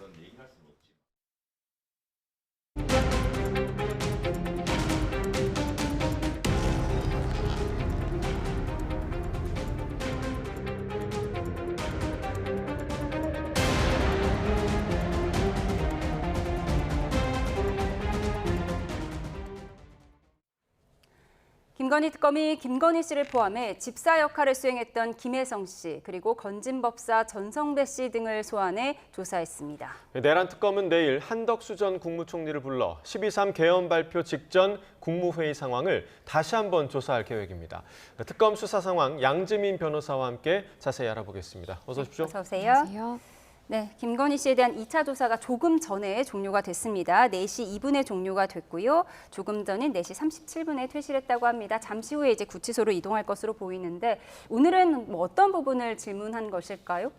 일단은 지난번 조사에서도 3가지를 중점적으로 이제 조사를 예고를 했었습니다. 그러니까 주가 조작, 공천 개입, 또 건진법사 관련된 이 3가지 의혹인데 지난번 조사에서도 그렇고 사실 유의미한 답변을 내놓지 않았습니다. 진술 거부권을 행사함으로써 어쨌든 그 공간에는 출석을 했지만 실질적으로 대답은 거부한, 부인한 그런 상황으로 보이거든요. 그렇기 때문에 이 3가지 의혹에 대해서 더 이제 질문을 해야 될 필요성이 있었고요. 그렇기 때문에 알려진 바로는 오전에는 주로 이제 공천 개입 사건 관련해서 질문이 많이 이어졌다라고 전해지는데 오늘 역시도 어떠한 유의미한 답변을 듣지는 못한 것으로 이제 파악이 됩니다. 왜냐하면 이 의혹 하나하나가 굉장히 많은 시간을 좀 할애해서 이렇게 좀 물어볼 질문도 많고 그런 쟁점임에도 불구하고 좀 일찍 끝났거든요. 예. 그것은 아마도 특검은 계속해서 이제 질문을 건네고 조사를 이어가려고 했지만 김 씨 측에서 유의미한 답변을 안 한 채 뭐 그냥 잘 모르겠다라고 하다 보면 더 이상 이어질 질문이 이제 없는 상황인 것이죠. 그러다 보니까 좀 일찍 끝난 경향도 있고 그리고 이 조사를 계속해서 이어나간다고 하더라도 언제 이 심경 변화를 일으켜서 답변을 하게 될지 조금 미지수인 그런 상황으로 보입니다. 네, 그러니까 이제 조사가 끝난 시간만 봐도 묵비권을 행사한 것으로 추정이 된다라는 분석이신데 이렇게 김건희 씨 측에서 묵비권을 행사하는 전략을 쓰는 이유가 좀 어디에 있다고 보십니까? 일단은 본인이 지금까지 범죄 혐의들에 대해서 줄곧 부인하는 전략을 펼쳐왔기 때문에 갑자기 심경 변화를 일으켜서 모든 것에 대해서 인정한다라는 그 상황은 좀 상정하기 힘들어 보입니다. 다만 조사가 장시간 계속되고 그리고 그 과정에서 입을 여는 관계 당사자들이 늘어나고 그리고 특검 입장에서도 추가적인 어떠한 물증을 더 확보한다라든지 그렇게 된다면 혹시나 좀 사정 변경이 있을 수는 있겠습니다. 심경 변화를 일으킨다라든지 아니면 전략적으로 내가 이 부분에 대해서는 인정하는 것이 나중에 나의 형량에 있어서 좀 유리하겠다라고 판단이 들어가게 되면 좀 달라질 수 있겠지만 그것이 아닌 이상 갑작스럽게 태도를 180도 바꾸기에는 본인이 지금까지 진술해온 진술의 신빙성을 무너뜨리는 것이기 때문에 좀 쉽지 않은 결정이기는 합니다. 그리고 더불어서 지금 본인이 받고 있는 여러 가지 혐의들이 있는데 윤 전 대통령과 연결된 혐의점들이 굉장히 많거든요. 물론 수술을 하고 실제 착용을 하고 이 당사자로는 김 씨가 지목이 되고 있지만 사실상 어떠한 이권의 개입이라든지 청탁 관련해서는 윤 전 대통령이 정말 몰랐을까? 아니면 윤 전 대통령에게 보고 내지는 좀 이야기가 오가지 않았을까라고 의심되는 부분들이 있기 때문에 자칫 잘못하면 본인이 입을 열므로써 윤 전 대통령이 굉장히 궁지에 몰리게 되는 상황이 발생할 수도 있어요. 그리고 두 사람 모두 구속이 되어 있는 상황에서 어떻게 입을 맞춘다라든지 아니면 상의를 할 수도 없는 상황입니다. 그렇기 때문에 조금 신중을 기하는 차원에서 그리고 어떤 진술이 어떻게 나올지 모르는 상황에서 일단은 묵비권을 행사하고 좀 지켜보자라는 생각이 있을 수도 있겠습니다. 예, 1차에 이어서 2차 조사에서도 계속 묵비권을 행사하는 건데 이렇게 대답을 안 하고 기억이 안 난다, 모른다고 대답할지라도 검찰 입장에서는 질문을 하고 이에 대한 조서를 작성을 해야 하는 의미가 있는 거죠. 그렇죠. 그래도 이제 특검 입장에서도 우리도 할 만큼 했다, 최선을 다했다라는 의미도 물론 있는 것이고요. 물론 이 재판 단계에 넘어가서 당사자인 피고인 김 씨가 나는 그 조서에 대해서 동의하지 않겠다라고 하면 이것이 재판의 증거로서 현출되지 않는 부분은 있을 수가 있습니다. 그래서 일각에서는 어차피 증거로 현출도 못하는 것인데 이렇게 무용한 절차를 오히려 압박의 수단 아니면 좀 망신주기식으로 이용하는 것 아니냐라는 시각도 사실 존재하는데 그럼에도 불구하고 수사기관은 혹시나 심경의 변화를 일으켜서 진술을 바꿀 수도 있는 것이고 본인이 실수해서 어떤 진술을 내놓게 될 수도 있거든요. 모든 가능성을 열어두고 수사에 임해야 되는 것이 수사기관의 또 입장인 것이기 때문에 설령 증거로 현출을 못한다라고 하더라도 특검 입장에서는 조서로서 남김으로써 우리가 이렇게 질문을 했지만 뭐 묵묵부답한다, 뭐 아니면 모른다고 진술한다라는 그 기록을 남겨둘 필요성이 충분히 있다고 보입니다. 네, 자 오늘 김건희 씨 말고도 건진법사 전성배 씨 그리고 집사로 알려진 김혜성 씨도 동시에 소환을 했는데 이렇게 같은 날 같은 시간에 소환한 이유가 좀 어디에 있을까요? 일단은 뭐 일각에서는 대질신문 이야기도 나오기는 하는데 당사자들에게 물론 이렇게 같은 날 같은 시간에 당신들을 불렀다라는 것으로서 혹시나 대질신문이 이어질 수도 있다라는 뭔가 압박의 차원으로 이렇게 같은 날 같은 일자를 정한 가능성이 있을 수도 있겠고요. 예. 그게 아니라 사실 지금 수사가 굉장히 이제 급박하게 많이 돌아가고 있거든요. 한쪽에서는 압수수색 영장 집행하고 한쪽에서는 불러서 조사하고 뭐 특검 인력이 그래도 비교적 충분하게 있다 보니까 여러 가지 혐의점들을 나눠서 이렇게 뭐 투트랙 내지는 뭐 쓰리트랙으로 이렇게 나눠져서 하는 것이 충분히 가능한 상황입니다. 그렇기 때문에 지금 소환의 필요성이 있는 당사자를 모두 불러서 조사한다라고 보시면 되겠고요. 이러한 소환 조사 자체가 갖는 의미도 사실 있습니다. 내가 한 번, 두 번 출석을 하다 보면 피의자 입장에서도 계속해서 부인하는 것이 굉장히 힘겹게 느껴질 수도 있고 그리고 왔다 갔다 하면서 신경 변화를 실제로 일으키는 경우도 덜어 있기 때문에 그러한 차원에서 이렇게 빠르게 소환을 통보하고 조사를 이어가는 것 아닌가 싶습니다. 예, 조금 전 들어온 속보도 함께 전해드리겠습니다. 김건희 씨 조금 전에 조사를 마쳤다고 전해드렸는데요. 오는 20일에 3차 소환을 통보했다는 속보가 들어와 있습니다. 이에 대해서 김건희 씨 측은 모레 특검 소환 출석 여부는 아직 정해지지 않았다고 밝혔습니다. 이에 대한 자세한 내용도 들어오는 대로 추가로 전해드리도록 하겠습니다. 앞서 변호사님 말씀하신 건 지금 법사와 집사를 지금 동시에 불렀는데 꼭 대질신문이 아니더라도 피의자에게 압박이 될 수 있다라는 부분을 짚어주셨어요. 그런데 이제 건진법사의 경우에는 지금까지는 김건희 씨에게 유리한 진술을 해왔던 거잖아요. 통일교 측으로부터 샤넬 가방과 그라프 목걸이를 받았지만 잃어버렸기 때문에 김 여사 여사에게 전달하지 않았다고 한 건데 이 부분의 진술을 번복할 가능성도 있을까요? 상황을 일단은 조금 지켜보겠죠. 왜냐하면 본인이 상황을 보다가 내가 이렇게 이야기하는 것이 굉장히 좀 궁색하다 내지는 아니면 이렇게 얘기하는 것이 나에게 불리하다라는 판단이 들면 진술을 바꿀 가능성도 있어 보입니다. 왜냐하면 지금 내가 이걸 잃어버렸다라고 주장을 하기 위해서는 사실 어떠한 경로로 어떻게 받아서 내가 보관을 하다가 그리고 누구를 주려고 하다가 이걸 잃어버렸는지에 대한 상세한 진술이 있어야 되는 것이거든요. 그래야만 뒷받침될 수 있는 겁니다. 그런데 지금 이 전성배 씨 같은 경우에는 누구를 주려고 했었는지 그리고 교환을 하는 과정에서 왜 김 씨의 비서관이 동행했는지 그리고 김 씨의 최측근이라고 알려진 그 21g의 그 대표 부인이 왜 동행했는지 이런 연결관계나 그 연결성에 대해서 이해할 만한 어떠한 진술을 하지 못하고 있는 상황이에요. 그냥 무턱대고 잃어버렸다, 전달은 못했다라고 하는 것이기 때문에 이것은 수사 단계에서나 법원 단계에서나 합리적으로 좀 납득이 된다라든지 받아들여지기는 힘든 진술입니다. 그래서 이렇게 재판부에 가서 어차피 받아들여지지 않은 진술을 본인이 계속 이어가는 것이 과연 본인에게 도움이 되는 것인지 나중에 좀 판단을 하게 될 것으로 보이고요. 그리고 마음을 바꾸게 되는 계기는 물론 본인 스스로 어떤 압박감이라든지 이러한 실익을 따져보고 마음을 바꾸게 되는 경우도 있지만 주변 당사자들이 입을 열기 시작하면서 이거 나도 지금 이야기를 하지 않으면 좀 큰일이 나겠다 내지는 여기에 맞는 대답을 내가 그래도 내놓아야만 내 이야기가 좀 먹힐 수 있지 않을까라는 그런 생각을 하면서 변경이 되는 경우도 있거든요. 그렇기 때문에 지금은 비교적 소환을 하고 조사하는 조금 초기 단계이기 때문에 아직은 기존의 입장을 고수하지만 충분히 변경될 여지도 있어 보입니다. 그런 아까 말씀하신 그 같은 날에 부른 심리적인 압박, 그러니까 우리가 죄수의 딜레마라고 있지 않습니까? 그러니까 어떤 사람이 내가 이걸 얘기했을 경우에 처벌이 조금 가벼워질 수 있다라는 생각을 하게 되면 또 진술을 바꿀 수도 있는 거잖아요. 그렇죠. 그러니까 이게 물론 오늘 꼭 대지를 안 하더라도 그리고 또 대지는 당사자들의 동의가 있어야만 하기 때문에 가능성이 없다라고 하더라도 우리가 조사에 임해서 어떤 이야기를 했다, 어떤 진술이 나왔다라는 것이 언론을 통해서 조금씩 좀 알려지는 경향이 있거든요. 워낙 사회적인 국민적인 관심을 갖는 사건이다 보니까 그래서 저쪽에서 이렇게 이야기를 했으니까 나는 여기에 맞춰서 이렇게 이야기를 하겠다라는 좀 논리의 구성이라든지 그런 시간이 좀 벌어지는 경우가 있어요. 그래서 사실 특검 입장에서도 뭔가 심리적인 압박, 여차하면 조금 압박을 해서 우리가 대지를 할 수도 있다라는 것과 그리고 지금 동시간대에 이 관련된 사안에 대해서 이해관계 당사자가 무슨 진술을 하는지를 전혀 알 수 없는 그런 상황에서 이야기를 자칫 잘못하면 오히려 본인만 엉뚱한 진술을 해서 신빙성을 떨어뜨리는 상황이 생길 수 있거든요. 그렇기 때문에 이런 다방면으로 모든 가능성까지 다 통제를 하면서 특검이 소환을 조율하고 있다라는 생각이 듭니다. 예, 오늘 소환된 이제 건진 법사 이야기 자세히 해봤고 이제 집사 이야기를 좀 더 해보면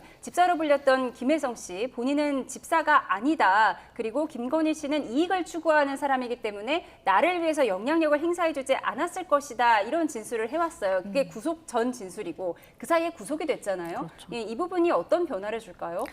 구속이 되고 안 되고는 이 피의자 내지는 이 피고인에게 굉장한 심리적인 타격을 줄 수 있습니다. 왜냐하면 이것이 내가 아무리 부인을 하고 지금 사실이 아니다라고 했지만 법원에서는 범죄 혐의가 소명이 된다라고 봤기 때문에 영장 발부가 된 것이거든요.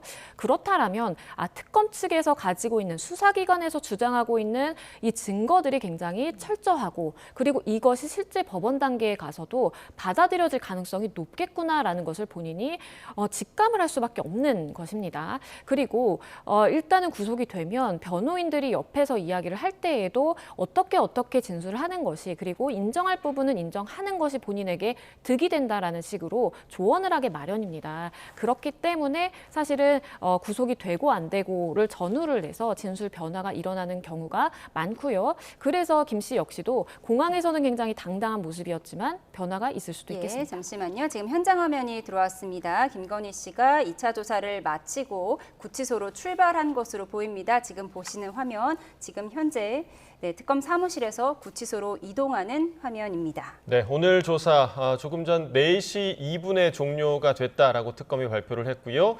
4시 37분에 김건희 씨가 퇴실을 했다라는 소식이 들어왔습니다. 김건희 씨가 지금 해당 차량에 지금 타고 있는지는 조금 더 확인이 좀 필요한 부분이기도 한데요.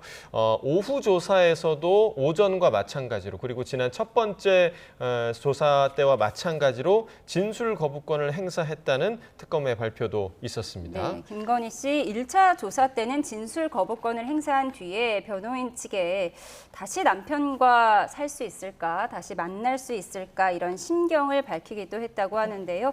오늘 조사 후에는 변호인 측에서 어떤 내용을 밝힐지 들어오는 대로 추가로 전해드리도록 하겠습니다. 다시 한번 전해드리겠습니다. 김건희 씨 구속 뒤 2차 조사가 조금 전에 종료가 됐고요. 4시 37분에 퇴실을 해서 이제 구치소로 이동하고 있는 것으로 보입니다. 지금 보이는 호송차에 김건희 씨가 탑승했는지 여부는 추가 확인이 필요해 보이는데요. 시간상으로 봤을 때 그럴 거라고 추정이 되는 상황입니다. 네. 자, 그리고 오는 20일에 특검에서 추가 소환을 통보했고요. 김건희 씨가 이 3차 소환에 임할지 여부는 아직 김건희 씨 측에서 결정하지 않은 그런 상황입니다. 저희가 이제 오늘 소환된 사람들에 대한 이야기를 계속해서 나누고 있었는데 뭐 김건희 씨를 포함해서 전성배 씨, 김혜성 씨에 대한 그러니까 기소가 이제 언제 이루어질 것이냐 이 부분도 좀 중요하잖아요.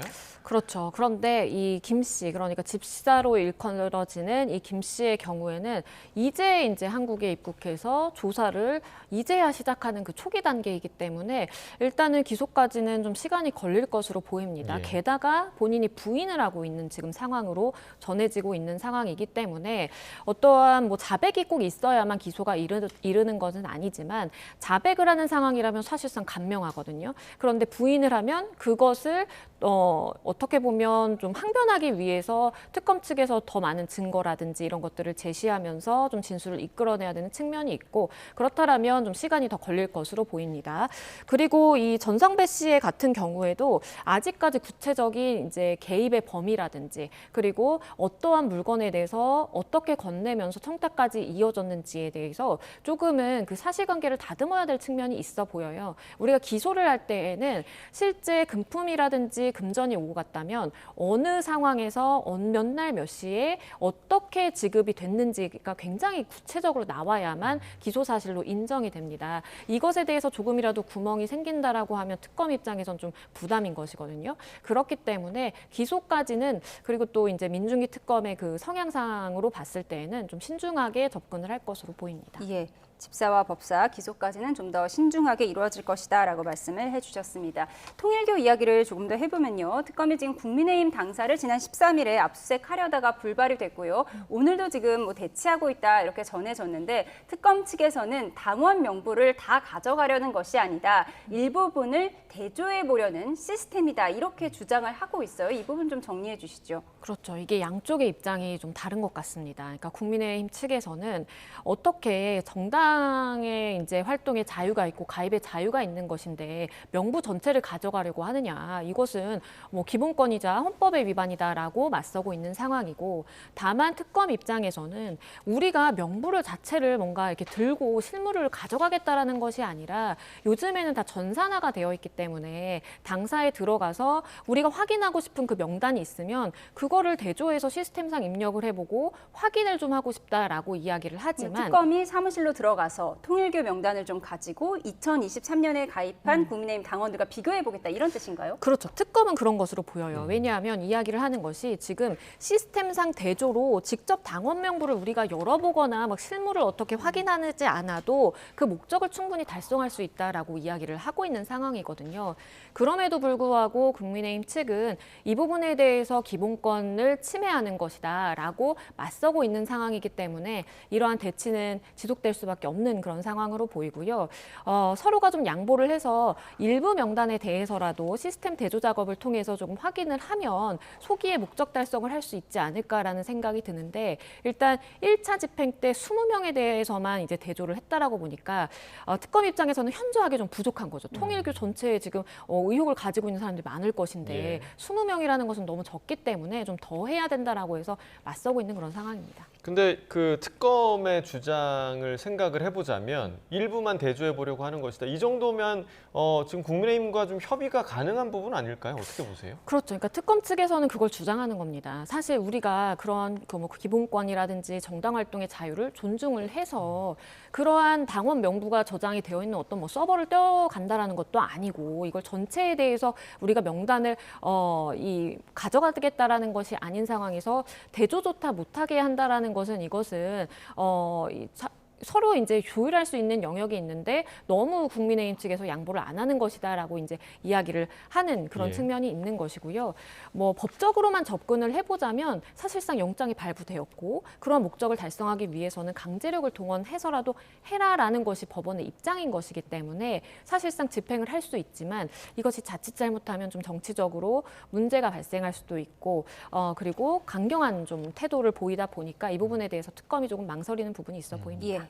이어서 윤석열 전 대통령 이야기도 좀 해보겠습니다. 오늘 내란 우두머리 혐의 재판이 있었는데 5번째로 불출석을 했어요. 지금 일관되게 불출석하고 있는데 윤 전 대통령 측에서는 지금 실명 위기가 왔는데 지금 병원 치료를 제대로 받고 있지 못하고 있다 이런 주장을 일관되게 유지하고 있어요.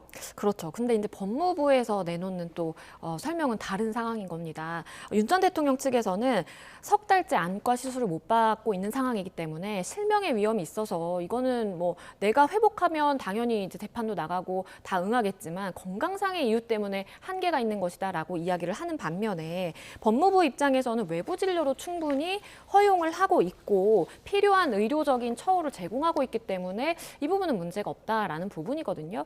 그렇기 때문에 뭐 일각에서는 나중에 건강상 이유를 들어서 보석을 위해서 이렇게 이야기를 하는 것이다라는 시각도 있고요. 다만 뭐 수용자 역시도 이제 우리가 기본권이 있는 것이고 아프다면 치료를 받아야 되는 거 맞죠. 그렇기 때문에 의사의 정확한 소견이라든지 전문의의 의견에 따라서 필요한 정도 내의 그런 조율은 법무부에서 협조 가능하고 교정당국에서도 충분히 하고 있으리라라는 생각도 듭니다. 예. 자, 마지막으로 내란 특검 이야기도 한 질문만 좀 드려보겠습니다. 한덕수 전 총리를 내일 다시 소환했는데 그래서 그런지 영장 청구 가능성에 대한 얘기도 또 나오더라고요. 내일 왜 부르는 걸까요? 그렇죠. 왜냐하면 이상민 전 장관도 이후에 이제 영장 청구가 돼서 발부가 된 상황이 있기 때문에 혹시나 한 전 총리에 대해서도 신병 확보에 들어가는 것 아니냐라는 이야기도 나옵니다. 지금 한 전 총리의 경우에는 계엄 선포문을 사후에 작성하고 또 폐기를 하는데 관여하지 않았느냐. 그리고 국무회의 의결 과정에서 사실 CCTV가 나왔죠. 그러면서 본인은 이 종이라든지 어떠한 뭐 서면을 내가 받은 바 없다라고 했는데 그 부분을 들고 이렇게 의논하는 장면이 나온 겁니다. 예. 그렇기 때문에 혹시나 내란 혐의의 어떠한 방조 내지는 동조 이 부분에 있어서 어디까지 인지를 하고 있었는지를 조사하기 위함으로 보이고요. 만약에 이 부분에서 조사를 하다가 어떠한 동조 내지는 방조의 혐의가 있다라고 한다면 충분히 강제 수사도 수사력도 동원이 될 수 있는 그런 상황으로 보입니다. 예, 내일 한덕수 전 총리 소환 조사가 예정된 부분까지 짚어주셨는데요. 제가 궁금한 게 있어서 한 가지만 더 추가로 질문을 드리면 그 윤 전 대통령 병원 갈 때 전자발찌를 착용한 것에 대해서 지금 국민의힘에서 크게 반발하고 있거든요. 이 부분의 지금 규정이 윤 전 대통령 재임 시절에 새로 만들어진 것 때문이다 이런 분석도 있던데요. 어떻습니까? 그렇죠. 그러니까 전자발찌를 착용을 하는 것 역시도 사실상의 이 일부분 교정당국이라든지 법무부의 소관이기 때문에 재량의 부분도 있는 것입니다.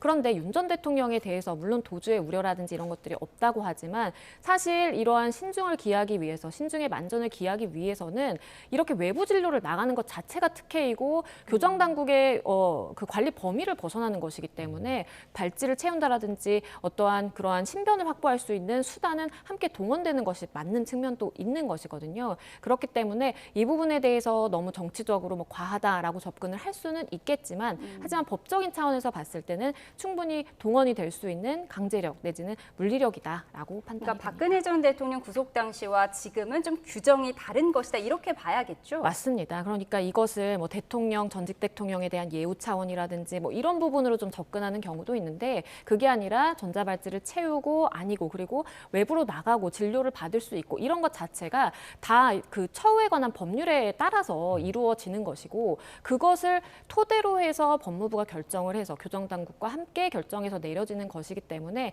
이것을 정치적으로 접근하기는 조금 무리가 있어 보이고 법적으로는 문제가 없는 행위이고 그리고 과거 말씀해 주신 것처럼 과거와는 법률이 개정되면서 바뀐 부분이 있기 때문이다라고 이해하시면 되겠습니다. 전자발찌 착용에 대해서는 법률이 바뀐 부분이 있다. 이 부분까지 정리해 주셨습니다. 지금까지 양지민 변호사와 함께 짚어봤습니다. 고맙습니다. 감사합니다.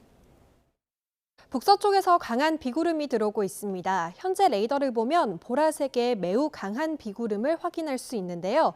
차츰 수도권과 강원 영서로 유입이 되겠고 강한 비가 쏟아지면서 호우특보가 내려질 것으로 보입니다. 내리는 양도 제법 많습니다. 오늘 밤사이 경기 북부와 영서 북부 많은 곳에 80mm 이상, 그 밖에 수도권과 영서에 5에서 60mm의 비가 오겠습니다. 수도권과 영서는 내일 오전까지 비가 더 이어지겠고요. 내일 남부지방을 중심으로는 소나기가 오겠습니다. 내일도 밤낮 없이 무더운 날씨가 이어지겠습니다. 우선 밤사이 대부분 지역에서 25도 이상을 유지하며 열대야가 나타나겠고요. 한낮에는 서울 30도, 대전 32도, 대구는 34도까지 오르겠습니다. 수요일에도 수도권과 영서에는 비가 내리겠습니다. 당분간 밤낮 없이 무더운 날씨도 이어질 전망입니다. 날씨였습니다. 이상으로 월요일에 보내드린 뉴스온 마치겠습니다. 함께해 주신 여러분 고맙습니다.